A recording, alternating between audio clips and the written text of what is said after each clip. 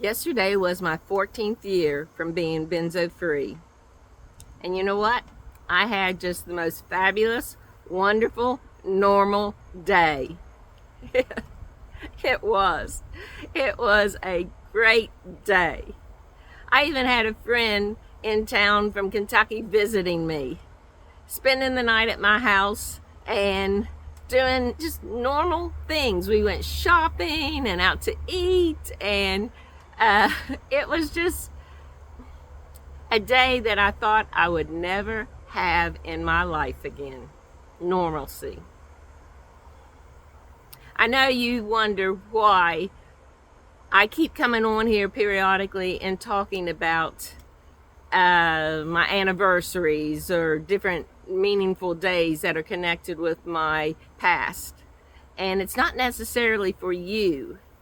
I do this because I open these videos up to anyone, to the public and all, because I feel my story needs to be told.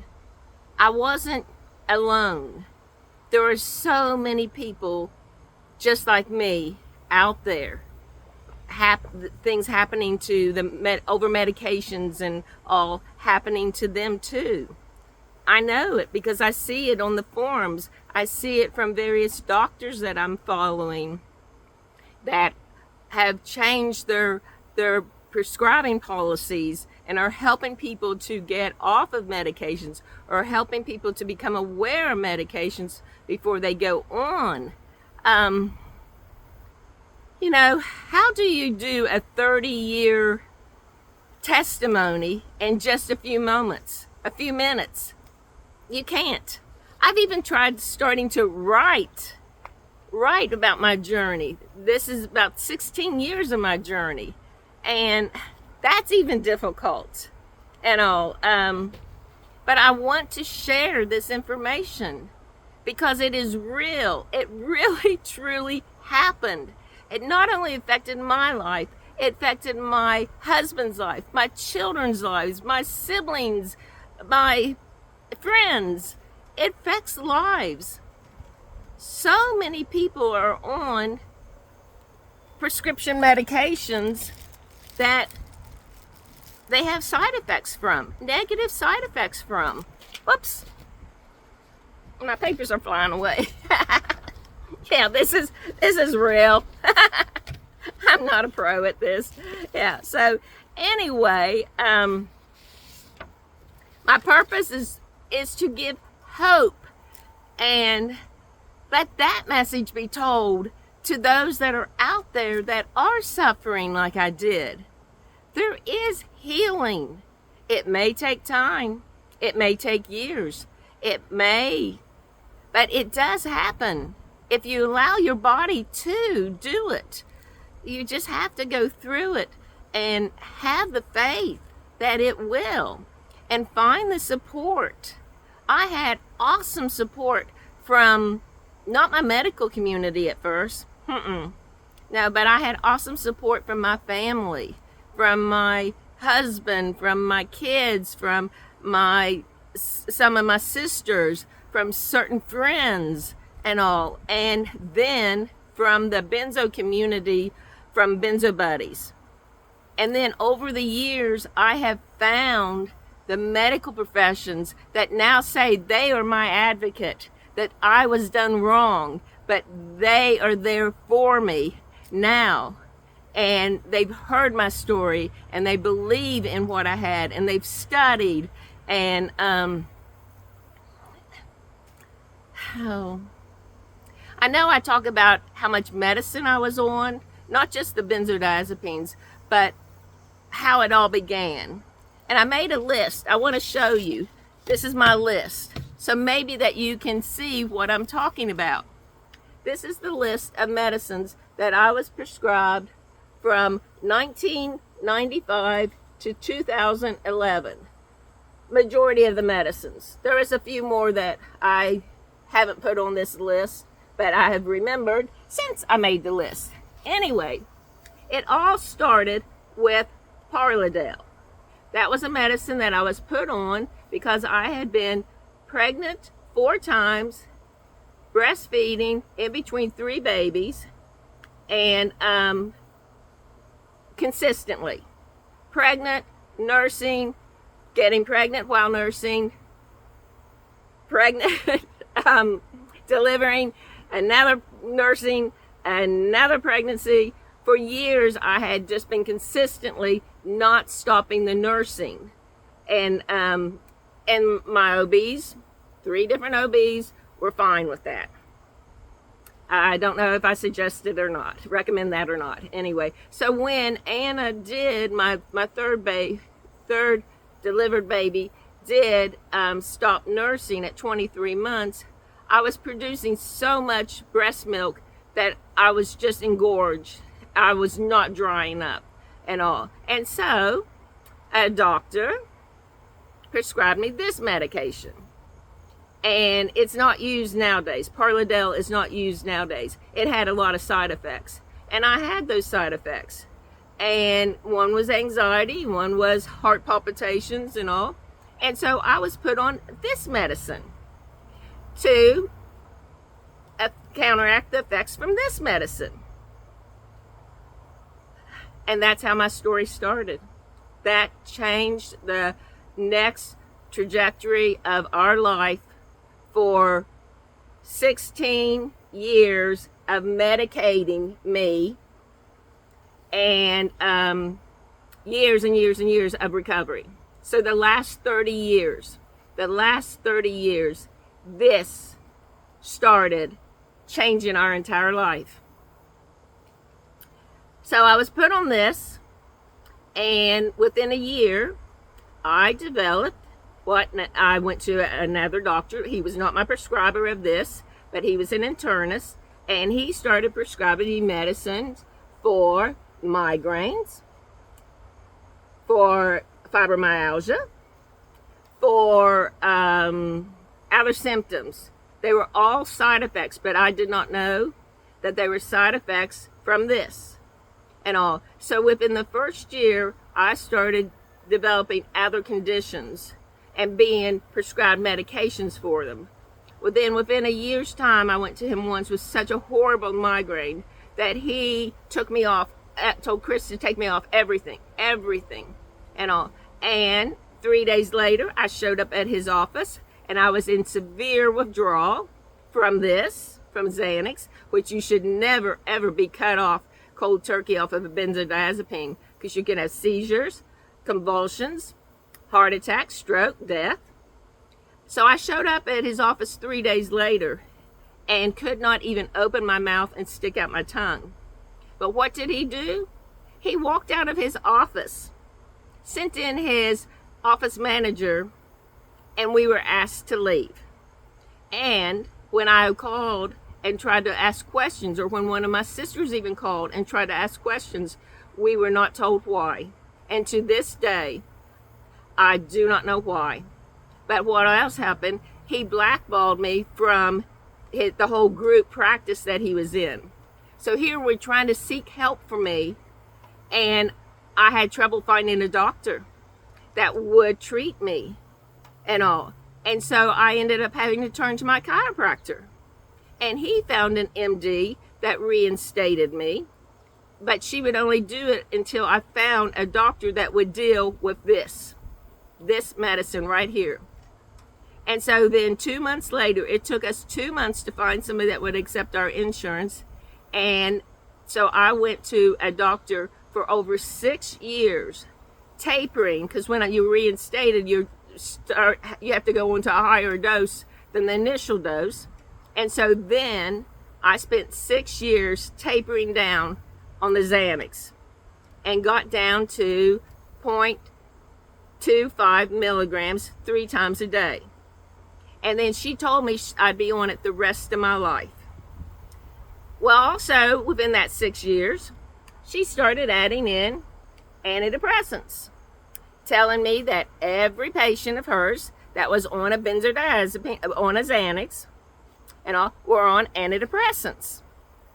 So I tried this antidepressant, and then she'd switch me to another one, never tapering, just switching from one to another one and all.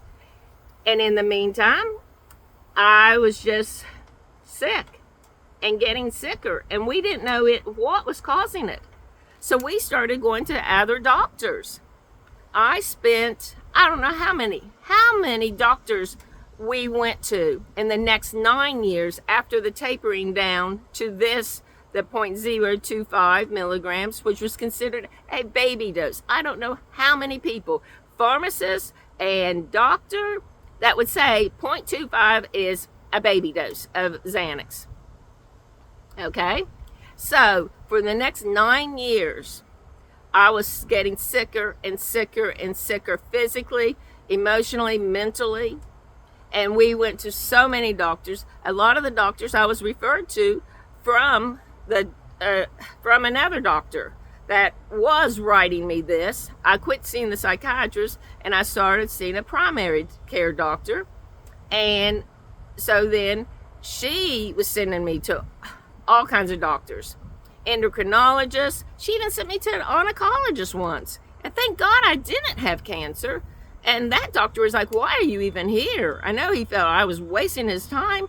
And I said, she sent me. I won't say names. And I said, she sent me. And he told me I needed to take up yoga. So anyway, doctors and doctors and doctors and doctors, prescriptions and prescriptions and prescriptions. I mean, from sleeping medicines to 9 different antidepressants within 16 years. I had 4 different migraine medicines to take. I had Darvocet for my fibromyalgia, and even thyroid medicine, which I don't have a thyroid condition. I was on blood pressure medicine, and even Adderall. Adderall was added in that. And you know what that doctor called this medicine? She called this my mommy medicine. So many medicines. I was just fatigued from over medication. And so then I'm added in something that's, you might as well say, a speed, an amphetamine. So I would wake up in the morning, and at 5 a.m. I would take this. And at 6 a.m. I would take Xanax. 2 p.m. take Adderall. 3 p.m. take Xanax. And at bedtime take Xanax.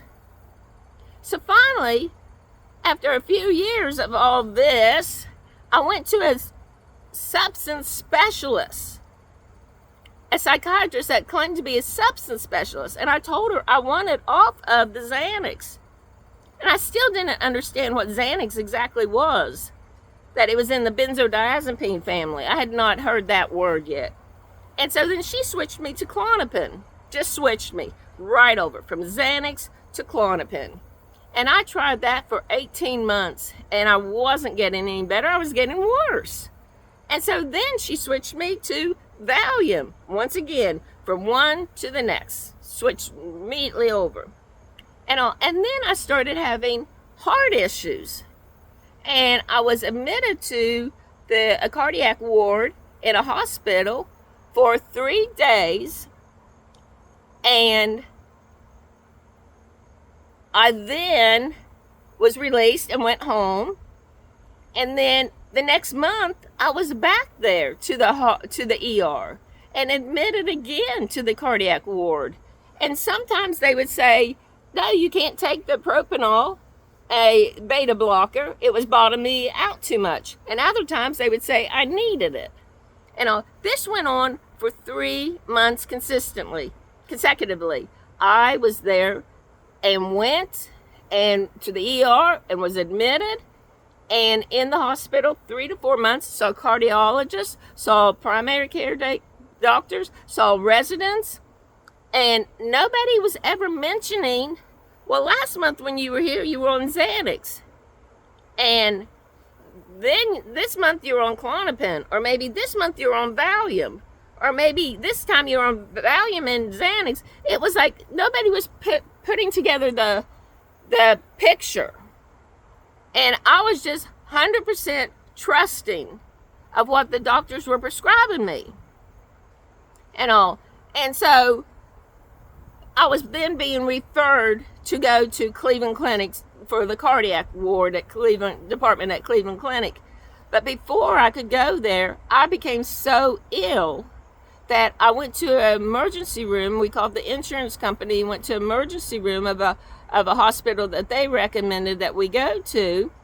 And I went to see an ER doctor, and I had already taken my Xanax for the morning and afternoon doses, and that doctor then gives me a shot of Ativan and said that I was in benzodiazepine withdrawal. And I stood there with a bottle of Xanax, a bottle of Klonopin, and a bottle of Valium. Granted, I didn't take all of them at the same time. No. I took as prescribed. I took only what was prescribed and all. And so then that ER doctor then later came back and gave me a second shot of the Ativan. And I don't even remember leaving the hospital that day and all. And then I talked to my substance specialist doctor the next day, and she agreed the Ativan. But she increased the dose that the ER doctor had put me on.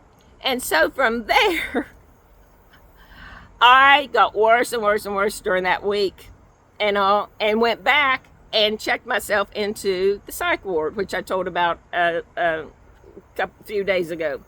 And that's where I was put on the extended release Xanax and all. And then when I left the hospital with that, things got even worse. Things just kept getting worse and worse and worse. But by that time, I was only on benzos. I had gone off all the antidepressants. I had gone off the Adderall. I had gone off the Darvocet. I had gone off all the migraine medicines. I wasn't on the thyroid medicine.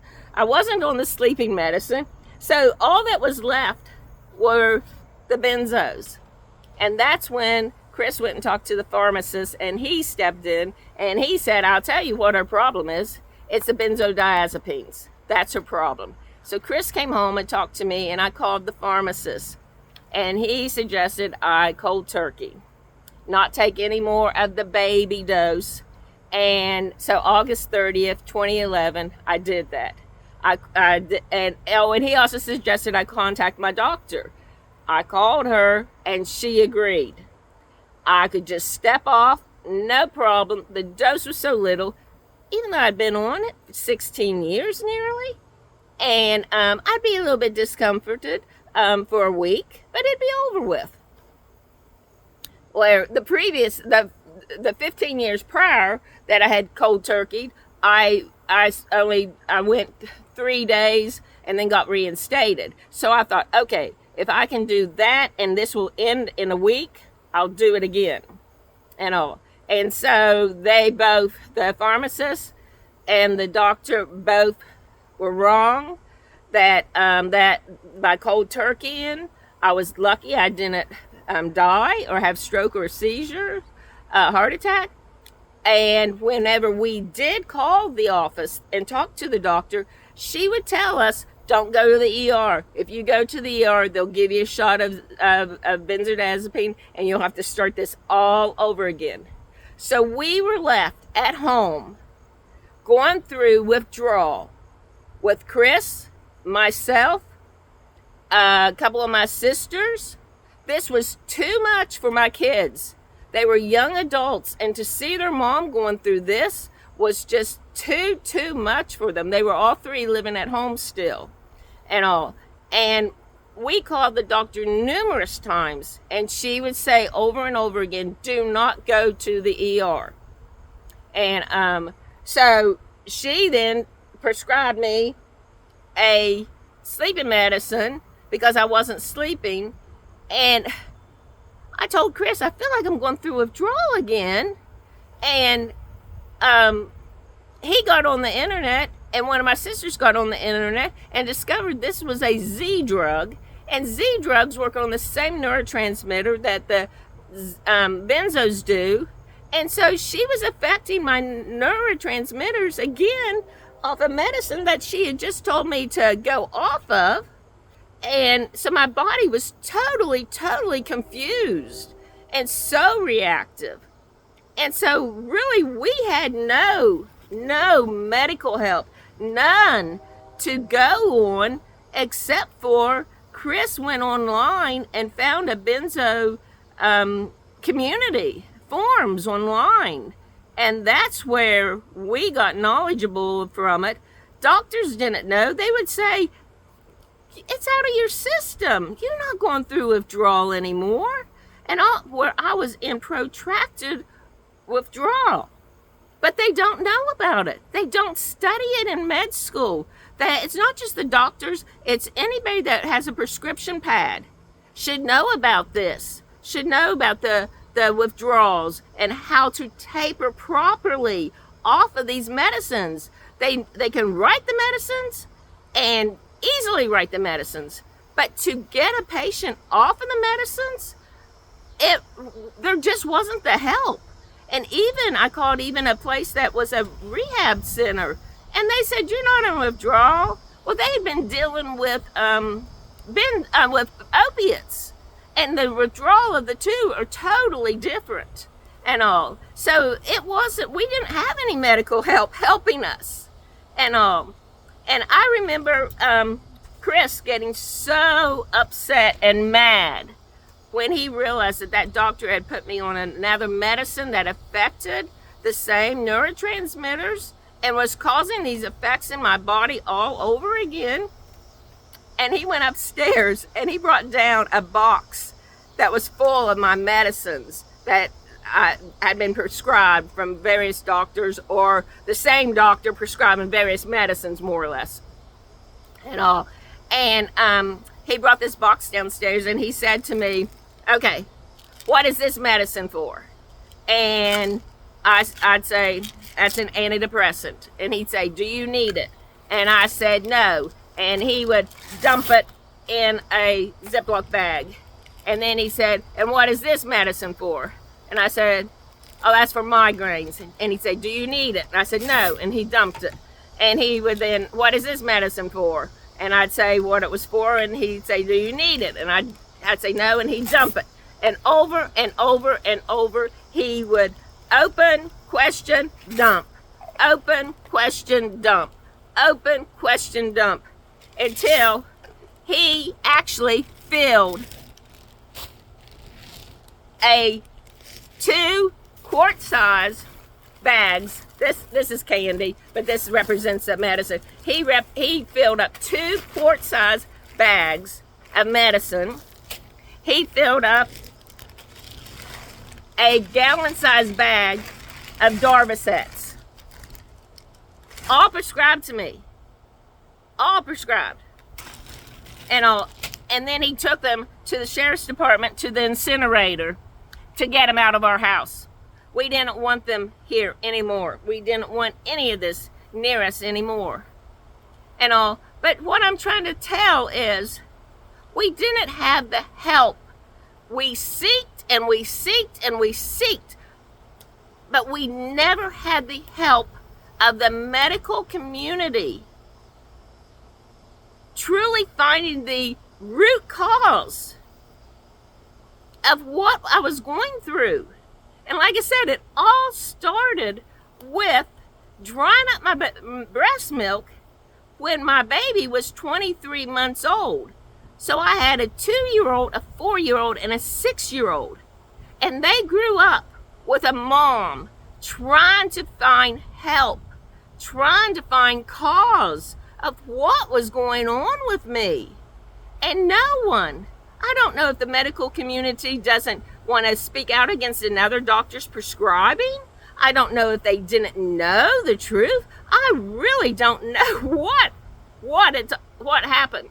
I really don't at all. But I know if it hadn't been for the internet, we wouldn't have had answers. We would not have had help. BenzoBuddies.org was a lifesaver to me. I would sleep, literally sleep, with my hand on my laptop on the keyboard, programmed in to BenzoBuddies, because I knew there was thousands of people out there just like me. And I also knew there were people out there that had overcome and had been successful and had gotten well. And that's what I clung to. I clung to God. I clung to the Benzo Buddies. You could ask any question, you'd get answers. You could just go on there and be distracted. You could just, because it wasn't in our world. There was nobody to help us and all. And that is how we survived. My name on Benzo Buddies was called Still Believing, because I was still believing that there would be healing for me. I was so sick. It is a wonder that I am sitting here alive. All this caused such distorted thinking. It changed my thoughts. It changed my feelings. I can remember once looking at Chris and the kids after I cold turkeyed, and I knew them, but I didn't know if I even loved them. I was so sick. My mind, my neurotransmitters, my nervous system, everything was just so distorted, so downregulated, upregulated, just all over the place, that I can remember vividly looking at Chris and the three kids all standing beside each other in our living room, and I knew them, but I didn't know if I loved them. I didn't know how I felt about them, because my mind was so sick from. That's why I speak out. Nobody realizes the journey that Lefevre 5 have gone through. Nobody realizes that. It was the most horrific times in our lives. And the medical community, no matter of us trying to reach out, just wasn't there. And they have to learn about this. They have to study this. If you're going to write a prescription, you need to know the side effects. You need to know how to help a person get off of the medicine the properly way. Slowly. Yes, that first psychiatrist I went to spent 6 years tapering me down. That was the right way, but she shouldn't have stopped at 0.25 milligrams. She should have continued slowly taking me all the way off. So my neurotransmitter, my GABA neurotransmitter could have upregulated. It couldn't upregulate while I was on the medicine. And also that's where she failed. And also no one we went to was knowledgeable, but everybody was writing. You know, that's what I don't understand. And that's what could have killed me. Could have destroyed my family, my husband, my children's lives. But they didn't. I fought back. I was determined to survive and be there for my children, my husband. I was determined to show those doctors that I was strong, and I was stronger than any of them who turned their backs on me, who walked out of their office when I was in their office, desperate because of migraines. So desperate. I went to one doctor and had been going to her for months, and I was at her office so desperate with a migraine, and she walked out of her office on me and sent an office manager in and told me to leave. It was from all of this. And when I would call other doctors' offices trying to find help, they would know I was on Xanax. And was I willing to go off the Xanax? And I said, I will try. I'm trying. I would want to. But until I was off, they wouldn't take me on as patients. They wouldn't help me get off.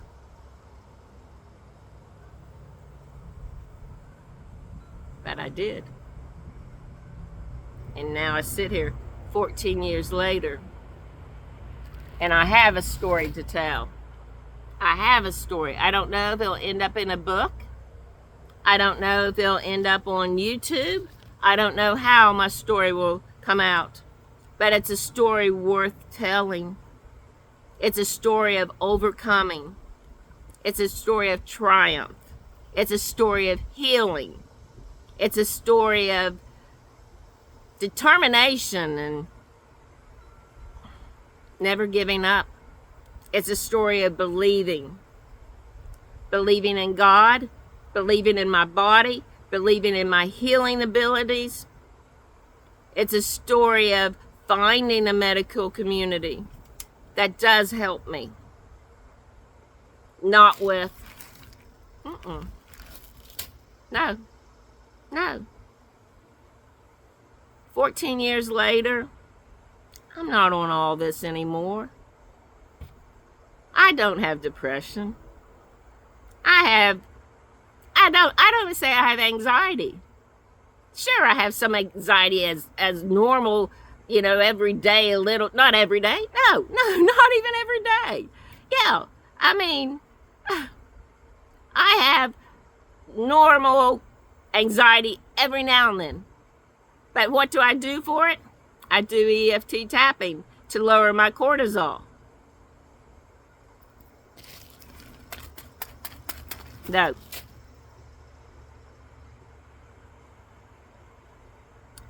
It's just, yeah. But I tell my story, not just to my friends, not just to my family, but to the world, whoever wants to tune in and listen. I tell my story of victory and overcoming. I tell my story of where I turned when there was not a man or a woman on this earth that could help me, but there was God. Yep. When you're so far down, you could lay flat on the floor and it still wouldn't be flat enough. You were so down. There was only one place for me to turn. And he brought me through. And I made a covenant with him August 30th, 2011 at 4 p.m. that if he would bring me through, I would tell my story. So no one else has to go through this. So a mother of children don't have to grow up with their mom being sick. This is the mom my kids should have had. This is the wife my husband married. And she disappeared. And he would look into my eyes, and he would say, I know you're still in there. At times he would say, I know you are still in there. This is the woman that should have been at her mother's funeral. I was too sick to attend my mother's funeral 4 months after I cold turkeyed. Mom passed away. I never got to say goodbye to her. I never got to help take care of her in her last years. I wasn't even to the shape to know how sick my mom was. My sisters protected me. They held the funeral over for a few days, hoping that I would be able to attend the funeral, and I couldn't. That list is what kept me from attending my mother's funeral. But you know what? She forgives me. God knows. God knows why I wasn't there. She knows. Her spirit knows. And I forgive myself too, because it wasn't my fault. So if you're going through this, you will once again find joy and laughter and happiness and health. It may take you a while, but it will come back. Our bodies, our minds, our brains, and all are magnificent. Our nervous system, there's so many coping tools. There are so many coping tools for our nervous system and all. I mean, how do you think people got along for centuries before pharmaceuticals? God equipped our bodies to be able to lower the cortisol, to help us be calm. He equipped us. He created our bodies.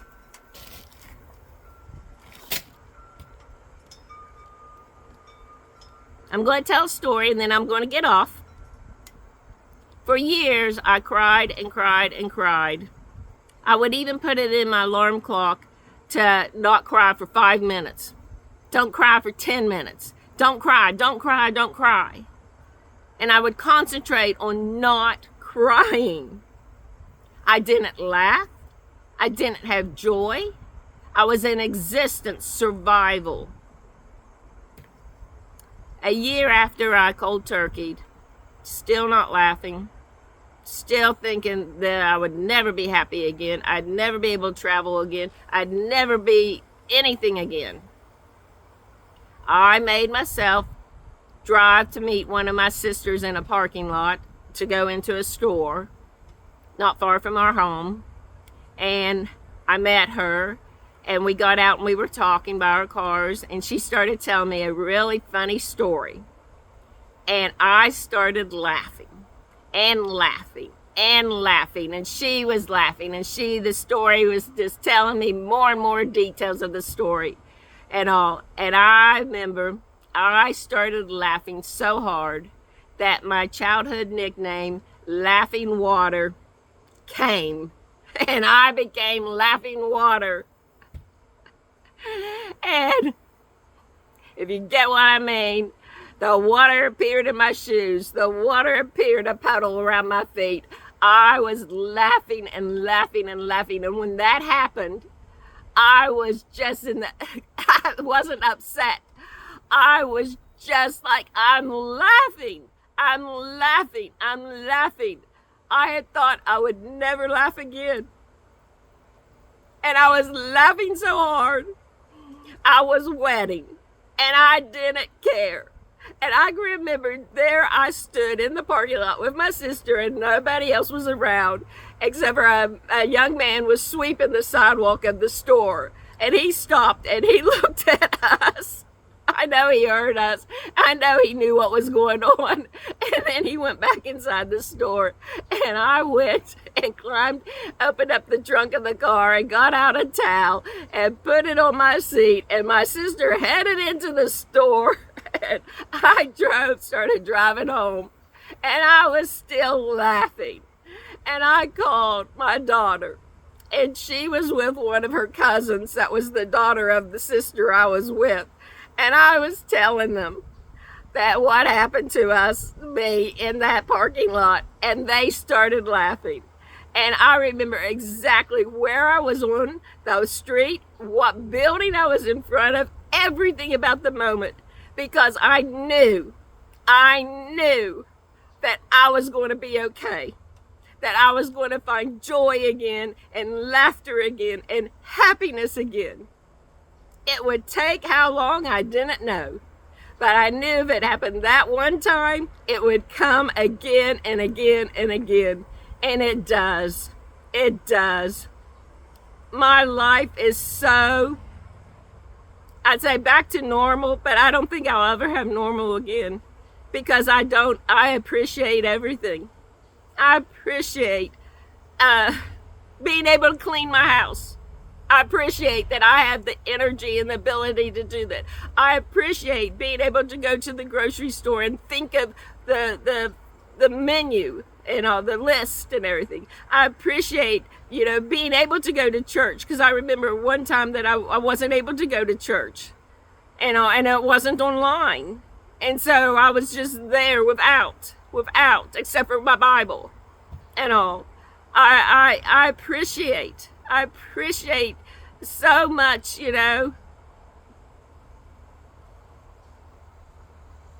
I am an overcomer.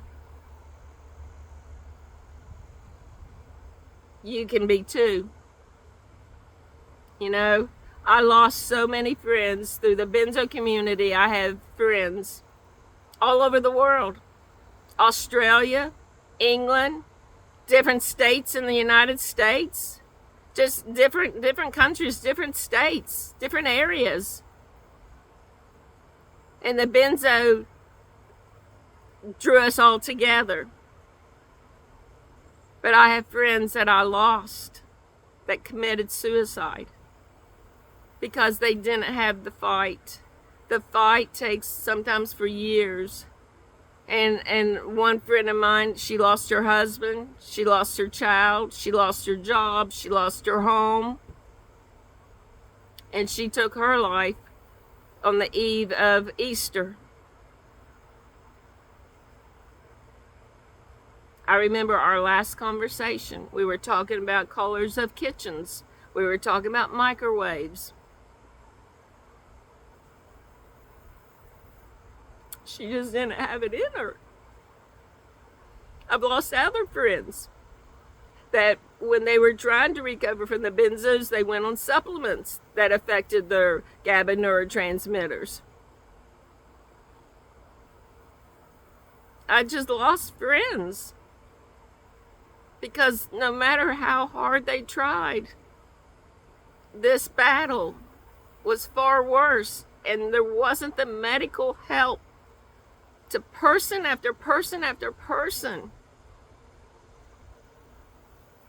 Like I said, doctors, physician assistants, nurse practitioners, PsyDs, anybody that has the ability to use a prescription pad should know about the benzodiazepines and how to get off. They're not meant to be long term. The FDA even says that. They're supposed to be short term. They're not supposed to be for a first offense of anxiety or PSTD or depression or reaction to a breast medicine. They should be taught how to taper slowly. And there are doctors out there that do that now, like Dr. Joseph with the Taper Clinic. He is a psychiatrist. He worked for the FDA. He now has clinics of helping patients get off of their prescribed medications slowly, properly, so that their neurotransmitters and their nervous systems don't overreact coming off. They go slowly, slowly, slowly. Just as when I've talked about tapering off of the gabapentin, which I had to go on from reaction to the estrogen toxicity. And I spent 4 years coming off of it. But when I stepped off of it, I didn't have any of the side effects. No rebound. And so there are doctors out there that do help. None that I know local and all, but I'm not looking for any local now. Now I'm not looking for any local. But I do know I followed Dr. Joseph on the Taper Clinic and Dr. Amen. He has the Amen clinics around the country, and he does brain scanning. And like he says, you shouldn't even be put on an SSRI without a brain scan to see what your neurotransmitters, to see what parts of your brain are lighting up and where you're lacking and all. And then to taper slowly. People are tapered too fast, and then they have rebound, and they think it's rebound because they do have depression. No, it's the rebound from not being on the medicine and coming off too fast, and their neurotransmitters aren't balanced and regulated easily and all. And so anyway, that's why I tell these, because there's people like me, and I think the ones that are survivor and overcomers, we have a place to be speaking out. We do. And I made my covenant with God that I would. And so this Sunday, the day after my 14th year anniversary, I speak out. I am an overcomer. I am strong. I am calm. I don't have depression. I don't have anxiety.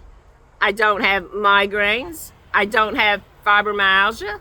I don't have heart condition. I don't have thyroid issues. I don't have many of the things that I had a list of medicines for. I take some allergy medicine here and there. I've had allergies all my life. I take an antihistamine here and there.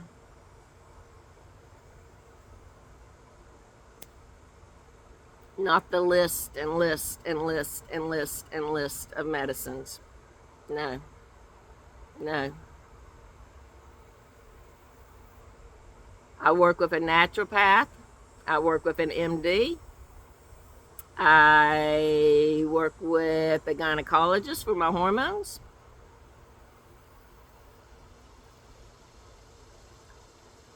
That's it. I'm a chiropractor. and I have a practitioner for some alternative energy medicines. Yep. There's hope. There truly is hope. Be your best advocate. Do your research. Ask questions. Don't, because you're on a medicine and have a side effect, start layering.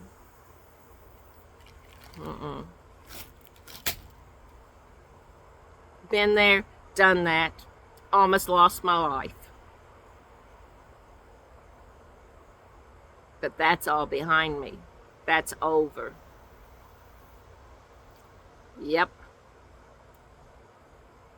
I'm still believing. AKA joy.